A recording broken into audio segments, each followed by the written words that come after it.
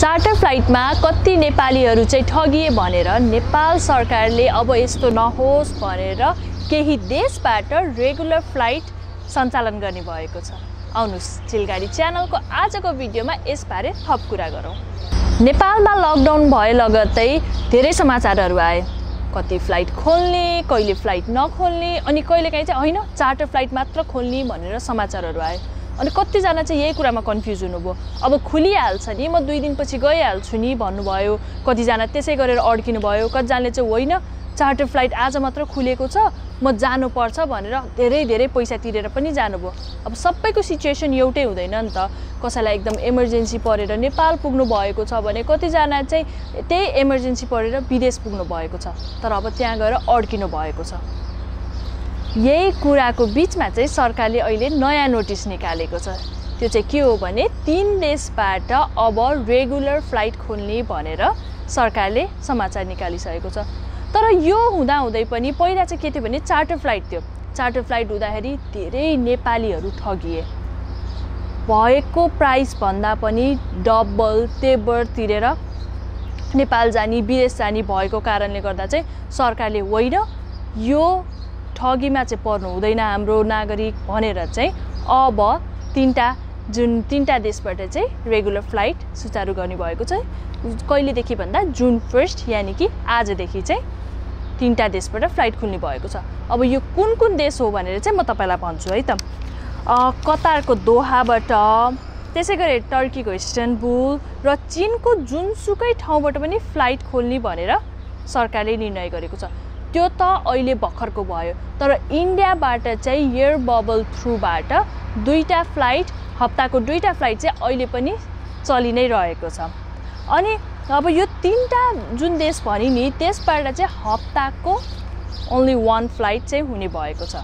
इन्डियाबाट 2टा flight भइहाल्यो र यो 3टा देशबाट चाहिँ हप्ताको एउटा फ्लाइट हुने भएको छ। त्यो भन्दा पनि अर्को महत्त्वपूर्ण कुरा चाहिँ के छ भने त्यो पनि म तपाईहरुलाई भनिहाल्छु। तपाईले भ्याक्सिन लाउनु भएको छ हैन? अब भ्याक्सिन एउटा लाउनु भएको छ, 2टा लाउनु भएको छ, वा भ्याक्सिन लाउनै भएको छैन भने पनि त्यसमा केही रुल रहेको छ। त्यो रुल चाहिँ के को लागि भन्दा क्वारेन्टाइन बस्नेको लागि रुल।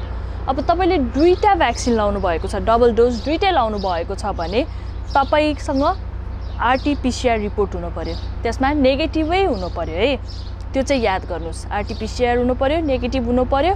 अनि तपाईले 2टै भ्याक्सिन डोज लाउनु भएको छ भने तपाई सिधै घर जान पर्नुहुन्छ र घर गएर तपाईले 10 दिन चाहिँ होम क्वारेन्टाइनमा बस्नुपर्ने हुन्छ। त्यो भयो डबल डोज वाला। हैन तपाईले सिंगल डोज लाउनु भएको छ, भ्याक्सिनको सिंगल डोज लाउनु भएको छ भने तपाई नेपाल जान पाउनु भयो आरटीपीसीआर को नेगेटिभ रिपोर्ट लिएर। तर तपाईले नेपाल गइसकेपछि, काठमाडौँ गइसकेपछि 3 दिन चाहिँ होटलमा क्वारेन्टाइनमा बस्नुपर्छ आफ्नै खर्च बेहोरेर। र होइन तपाईले उनै लाउनु भएको छैन, भ्याक्सिनै लाउनु भएको छैन भने पनि नआतिनुस्, तपाई नेपाल जान पाउनुहुन्छ। नेपाल जानलाई चाहिँ आरटीपीसीआर हुनु पर्यो अनि होटलमा चाहिँ 10 दिन बस्नुपर्छ है। त्यो चाहिँ तपाईले भ्याक्सिन लाउनै भएको छैन भने, अनि त्यसको खर्च चाहिँ तपाई आफैले नै बेहोर्नुपर्छ। यो चाहिँ एकदमै महत्त्वपूर्ण कुरा हो। नेपाल जान पाउनुहुन्छ भ्याक्सिन लाए पनि नलाए पनि, तर यसमा चाहिँ त्यो रुल्सहरू रहेको छ। अनि अहिले चाहिँ अब के भइरहेको छ भन्दाखेरि चाहिँ इन्डियन जो सिटिजनशिप हुनुहुन्छ नि लिएर जो नेपालमा अड्किनु भएको छ उहाँहरूलाई साउदी लैजाने काम चाहिँ नेपाली एयरलाइन्स र हिमालयन एयरलाइन्सले चाहिँ चार्टर फ्लाइट थ्रु गरिरहेको छ। अनि कतार र टर्किस एयरलाइन्सले चाहिँ चार्टर एयरलाइन्सको अनुमति चाहिँ पाइसकेको छ है। अब यो त चार्टर फ्लाइटको भयो, तर रेगुलर फ्लाइट भनेको चाहिँ छुट्टै छँदैछ। अनि यो चाहिँ कहिले डिसिजन भयो भन्दाखेरि 11 मेमा डिसिजन भएको थियो, तर सरकारले चाहिँ यो अर्जेन्ट नोटिस भनेर 31 मेमा चाहिँ एकदमै बकाइदा अथेन्टिक नोटिस भनेर चाहिँ निकालेको छ।